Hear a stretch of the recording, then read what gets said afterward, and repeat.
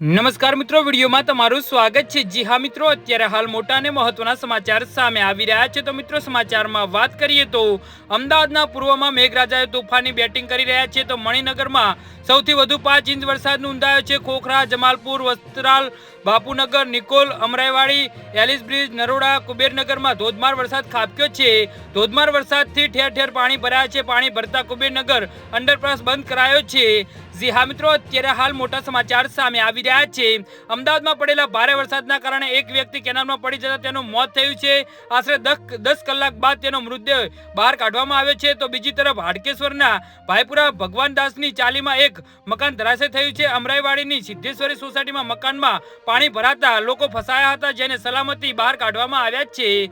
જી હા મિત્રો, અત્યારે હાલ મોટા સમાચાર સામે આવી રહ્યા છે।